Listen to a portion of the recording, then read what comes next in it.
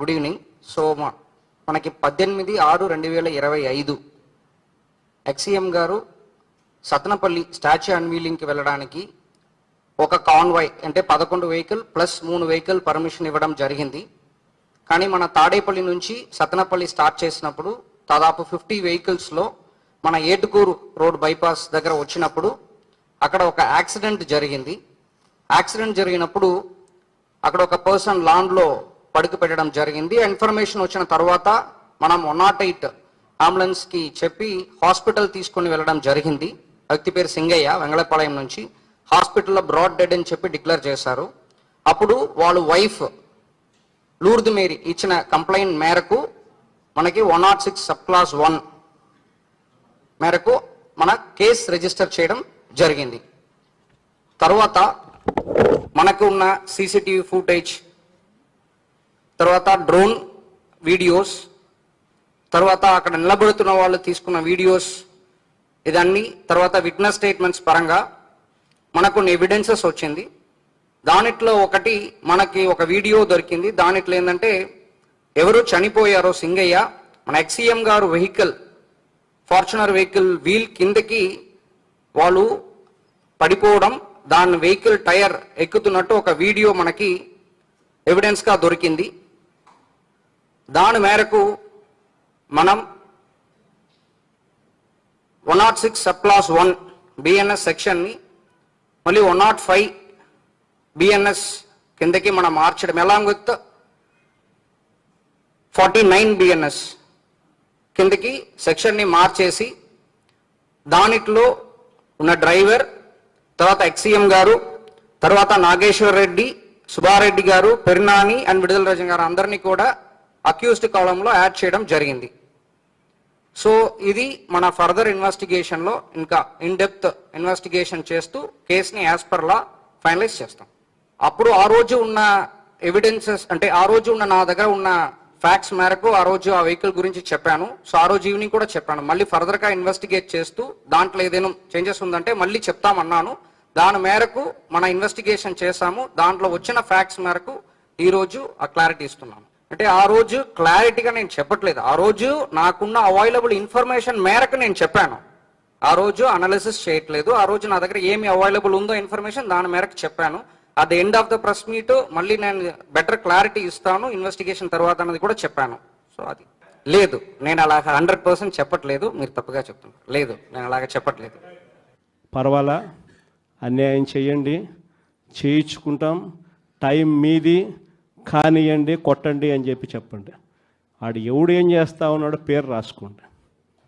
Red book అని నేను చెప్పను, కానీ పేరైతే రాసుకోండి. మీరు ఏ బుక్లో రాసుకున్నా పర్వాలా, పేరైతే మీరు రాసుకోండి. దాని తర్వాత మాత్రం అన్యాయం చేసినోనికి సినిమా మాత్రం మనం చూపిస్తామని చెప్తాను. ఆ మనిషి రిటైర్డ్ అయి ఉన్నా కూడా లాక్కొని వస్తా, ఆ మనిషి దేశం ఇరిచిపెట్టిపోయినా లాక్కొని వస్తా. ఎవరిని వదిలిపెట్టేది ఉండదు. ఒక్కొక్కడికి మాత్రం సినిమా మాత్రం ఎలా చూపించానో అలా చూపిస్తామని మాత్రం చెప్తాను.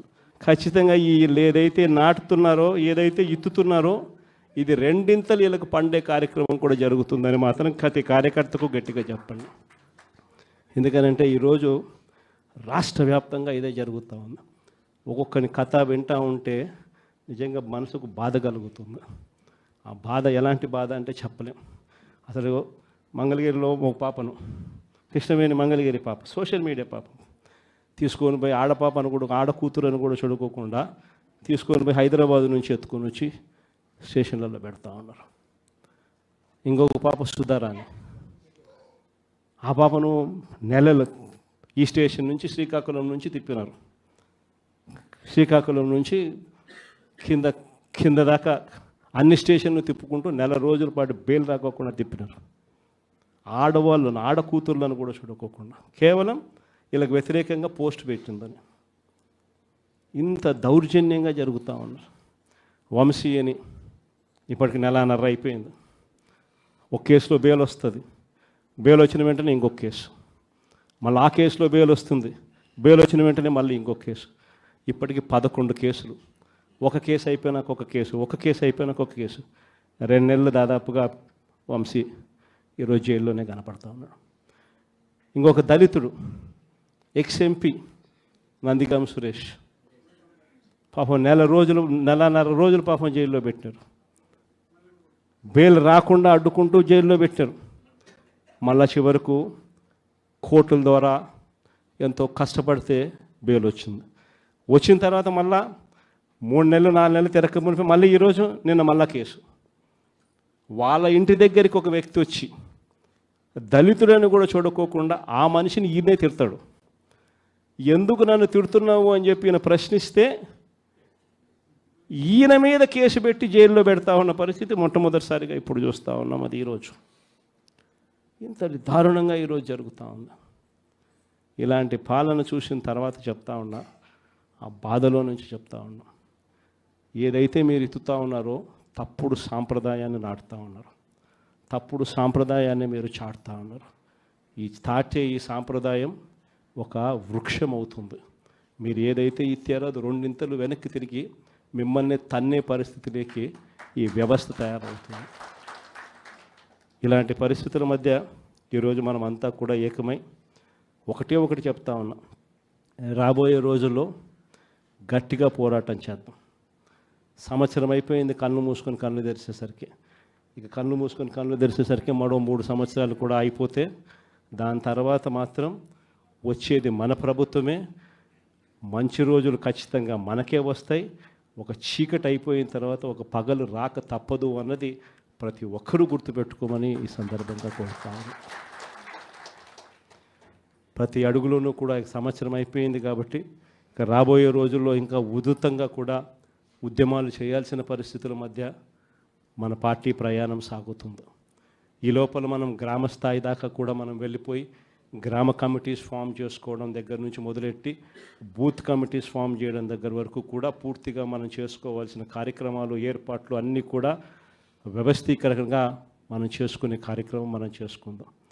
దాని తర్వాత ఉద్యమ బాట పట్టాల్సిన సమయంలో ఖచ్చితంగా ఉద్యమ బాట పడుతూ ఈ ప్రభుత్వం చేస్తూ ఉన్న తప్పులను ఎండగడుతూ ప్రభుత్వం చేస్తూ ఉన్న తప్పుడు పనులను ప్రజలకు ఎత్తి చూపుతూ మీ పాత్ర మీరు పోషించాల్సిన సమయం కూడా వచ్చింది అని చెప్పడానికి ఈ సమావేశాలన్నీ కూడా ఏర్పాటు చేసి మీ అందరి సహాయ సహకారాలు కూడా తీసుకునే కార్యక్రమం కూడా చేస్తూ ఉన్నాం.